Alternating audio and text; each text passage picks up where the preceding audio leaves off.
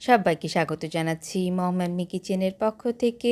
আজকের recipe Rathyatra special পুরীর বিখ্যাত মুচমুচে রসালো খাজার রেসিপি। ছোট বড় সকলেই কিন্তু এই খাজা খেতে আমরা পছন্দ করি, যেটা বাড়িতে কিন্তু খুব সহজে পারফেক্টভাবে বানানো যায়। খাজা যেরকম মুচমুচে হবে, ভিতরটা কিন্তু ততটাই রসালো হবে। তার সকল টিপসই কিন্তু আজকে শেয়ার করব আপনাদের সাথে। ভিডিওটি স্কিপ না করে শেষ পর্যন্ত দেখার জন্য অনুরোধ রইল। তো প্রথমেই আমি নিয়ে নিচ্ছি এখানে 1 কাপ ময়দা, গ্রাম হিসাবে 250 গ্রাম ময়দা দিয়ে দিচ্ছি। সামান্য পরিমাণ লবণ, ভিডিওটিতে লক্ষ্য করুন আমি কতটা পরিমাণ লবণ দিয়েছি 250 গ্রামের জন্য। এরপর দিয়ে দিচ্ছি এটা জমানো ঘি, উঁচু উঁচু 1 টেবিল চামচ ঘি। যদি এটা গলানো হতো তাহলে কিন্তু 2 টেবিল চামচ ঘি এবং 1 টেবিল চামচ সাদা তেল দিয়ে দিলাম। দিয়ে ভালোভাবে কিন্তু এগুলোকে মিশিয়ে নিচ্ছি ময়দার সাথে। ভালোভাবে একটু সময় দিয়ে এভাবে কিন্তু মিশিয়ে নিতে হবে। যত ভালো ময়াম হবে খাজা কিন্তু ততটাই খাস্তা হবে। ভালোভাবে মিলিয়ে নেওয়ার পর আপনি এরকমভাবে একটু মুঠো করে দেখবেন এভাবে হচ্ছে কি না। যদি এরকম না হয় তবে এর মধ্যে কিন্তু আরেকটু তেল বা ঘি দেবেন। অল্প অল্প জল দিয়ে একটা ডো তৈরি করে নেব। ডোটা কিন্তু খুব শক্তও হবে না, আবার একদম নরম হবে না। আমরা যেরকম লুচি বা পরোটা বানানোর ডো তৈরি করি তার থেকে সামান্য একটু শক্ত হবে। অল্প অল্প করে জল দিয়ে দেখুন, ভিডিওতে দেখেই বুঝতে পারছেন ডোটা কেমন করতে হবে। এরপর ভালোভাবে মাখা হয়ে গেলে এটাকে কিন্তু রেস্টে রাখবো। হাতে সময় না থাকলে 10 মিনিটের জন্য, হাতে সময় থাকলে আধা ঘন্টার জন্য রেস্টে রাখবেন। অপর দিকে আমি 1 বাটি চিনি নিয়ে নিয়েছি, ঠিক সমপরিমাণ জল। 1 বাটি চিনি এবং 1 বাটি জল, অল্প একটু এলাচ গুঁড়ো দিয়ে এটাকে কিন্তু জাল দিতে থাকবো। শিরাটাকে আমি তৈরি করে নিচ্ছি। এটাকে ততক্ষণ পর্যন্ত জ্বালাবো যতক্ষণ পর্যন্ত কিন্তু একটা তার না আসছে। আপনারা ভিডিওটিতে অবশ্যই দেখতে পাবেন যে কখন এই শিরার জালটা আমি অফ করব। দেখুন একটা একটা করে ড্রপ যখন পড়বে এভাবে, তখন বুঝতে পারবেন হয়ে গেছে। অথবা হাত দিয়ে এভাবে দেখবেন যে একটা তার ক্রিয়েট হচ্ছে। দেখুন ভালোভাবে দেখিয়ে দিলাম, বাস শিরাটা হয়ে গেল। বন্ধ করে দিলাম গ্যাসের ওভেনটি। এবার যেটাকে মেখে রেখেছিলাম, এখানে আমি 15 মিনিটের জন্য রেস্টে রেখেছিলাম। 15 মিনিট পর আর একটু এরকম ভালোভাবে মেখে নিচ্ছি। নেওয়ার পরে রুটি বানানোর যেরকম আমরা লেচি কাটি সেরকম এখানে 6টা লেচি কেটে নিয়েছি। এগুলোকে কিন্তু রুটি যেরকমভাবে বেলি সেভাবেই কিন্তু বেলে নেব। এবার অল্প একটু ময়দা দিয়ে ভালোভাবে বেলে নিচ্ছি। রুটি যেরকম আমরা বেলি পাতলা পাতলা, ঠিক সেরকমই কিন্তু পাতলা করেই বেলেছি। আশা করি ভিডিওটি দেখে আপনারা বুঝতে পাচ্ছেন যে কতটা পাতলা করেছি। এভাবেই কিন্তু 6টা লেচি এভাবে বেলে নেব। বেলে নেওয়ার পর সামান্য পরিমাণ ময়দা ছড়িয়ে এভাবে পিঁড়ির উপর, ভিডিওটি লক্ষ্য করুন, করে নিলাম। এরপর একটা রুটি দিয়ে দেব। রুটিতে ব্রাশের সাহায্যে ঘি লাগিয়ে নিচ্ছি। এখানে আপনারা সাদা তেল লাগাতে পারেন, কিন্তু ঘি লাগালে না যখন আপনি এটা মুখে খাবেন তখন একটা আলাদা রকম স্বাদযুক্ত হয়। তার জন্য কিন্তু ঘি লাগিয়ে নিলাম। ঘি লাগিয়ে নেওয়ার পর এর উপরে অল্প করে ময়দা ছড়িয়ে দিচ্ছি।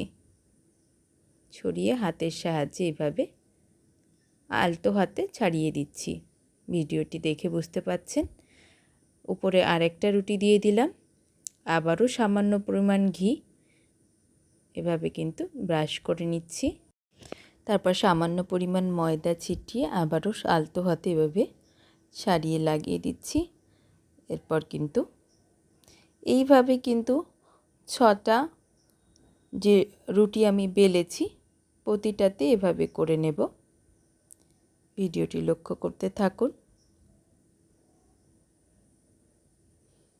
তারপর একদম উপরের রুটিটা দেওয়া হয়ে গেল। দেওয়ার পর এটা হালকা হাতে এভাবে একটু চেপে নেব। চেপে নেবার পর একটা টাইট রোল বানাবো। ভিডিওটি ভালোভাবে লক্ষ্য করুন কিভাবে ধীরে ধীরে একটা টাইট রোল বানাচ্ছি। রোলটা কিন্তু অবশ্যই যতটা সম্ভব টাইট বানানোর চেষ্টা করতে হবে। আশা করি ভিডিওটিতে আপনারা বুঝতে পারছেন যে আমি কিভাবে একটা সুন্দর টাইট রোল বানাচ্ছি। সফট হাতে হালকা হালকা হাতে রোলটা বানাবেন।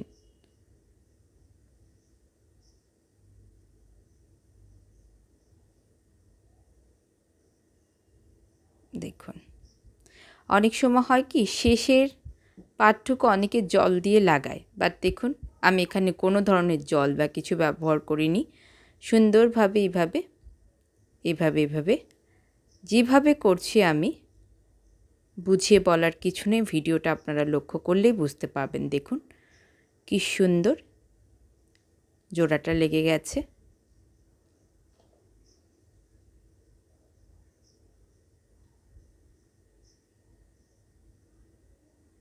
হয়ে গেল। এরপর একটা ছুরি দিয়ে একদম কর্নারের সাইডে সামান্য একটু অংশ বাদ দিয়ে দিচ্ছি। দুই সাইড থেকেই সামান্য অংশ এভাবে বাদ দিয়ে দিচ্ছি। দেওয়ার পর দেখুন একটা নির্দিষ্ট সাইজের কেটে নেব।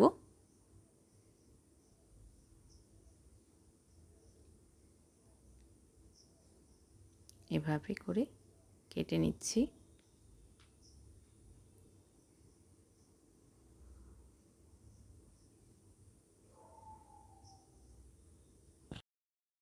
এরপর কেটে নেওয়া একটা লেচি দেখুন এইভাবে হালকা একটু ময়দা মাখিয়ে হাতের সাহায্যে হালকা হাতে এভাবে একটু প্রেস করে নেব। প্রেস করে নিলে ভিতরে যে লেয়ারটা তৈরি হয়েছে হালকা দেখুন পাশ থেকে বেরিয়ে যাবে।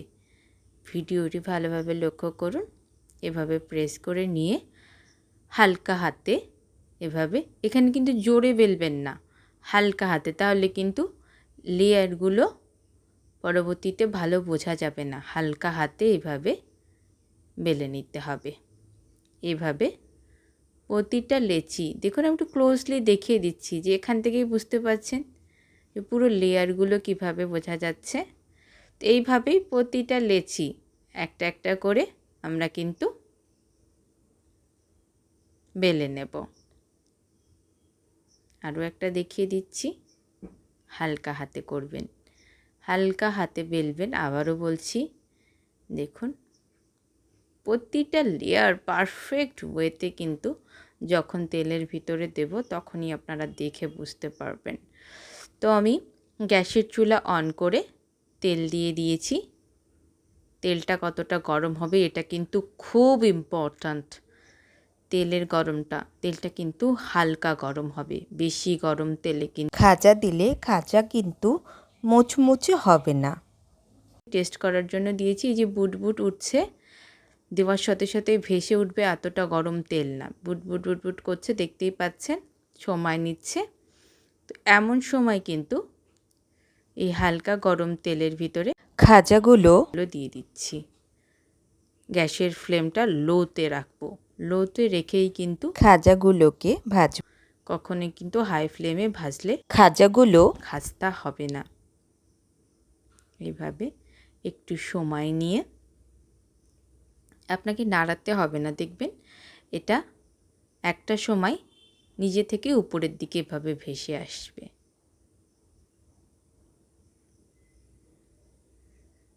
তো এমন সময় কিন্তু এটাকে একটু উল্টে দেব।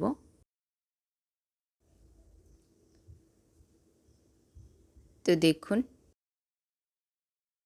ভাজার লেয়ারগুলো কতটা পারফেক্ট হয়েছে। আশা করি ভিডিওটি দেখেই আপনারা বুঝতে পারছেন।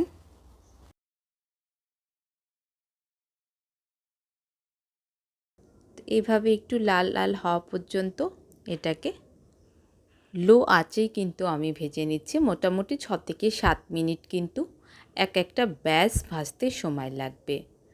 এরপর কিন্তু গরম ভাজা শিরার ভিতর দেব না, এটাকে একটু ঠান্ডা হতে দেব এবং তারপর দেব। তো প্রথম ব্যাচটা কিন্তু ভাজা হয়ে গেছে, তুলে নিচ্ছি। তুলে প্লেটের মধ্যে রেখে দেব। তুলে নিচ্ছি এবার।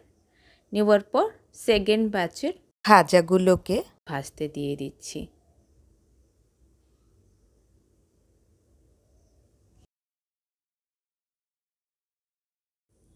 তো এইভাবে প্রতিটা খাজা ভেজে নেব।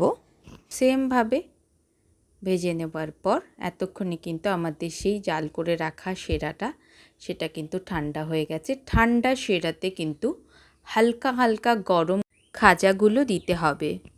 মনে রাখবেন চিনি শিরাটা কিন্তু সম্পূর্ণ ঠান্ডা হওয়া চাই এবং খাজাগুলো কিন্তু হালকা গরম থাকবে।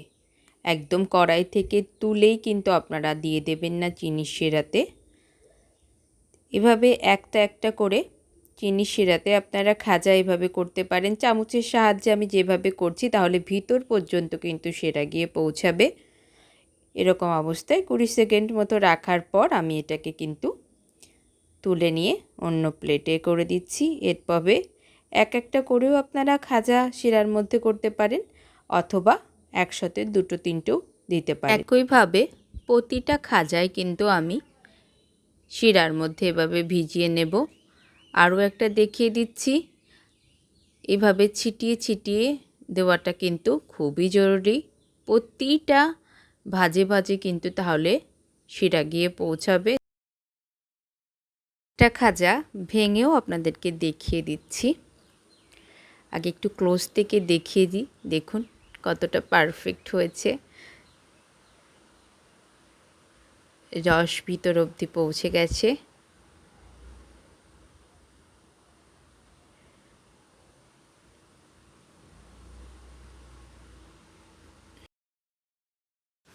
একটা ভেঙে দেখিয়ে দিচ্ছি। দেখুন আওয়াজ শুনে বুঝতে পাচ্ছেন কতটা মুচমুচে হয়েছে। ভিতরটা দেখুন কতটা রসালো। 100% পারফেক্ট হয়েছে। তো অবশ্যই বাড়িতে আপনারাও একবার ট্রাই করবেন। ট্রাই করে কমেন্টস বক্সে জানাবেন। আপনাদের কমেন্টসের অপেক্ষায় রইলাম। ভিডিওটি ভালো লাগলে লাইক এবং শেয়ার করবেন। চ্যানেলটিকে সাবস্ক্রাইব করে পাশে থাকবেন নিত্য নতুন রেসিপি পাওয়ার জন্য। সকলের সুস্থতা কামনা করছি। দেখা হবে আবারও একটা নতুন রেসিপিতে।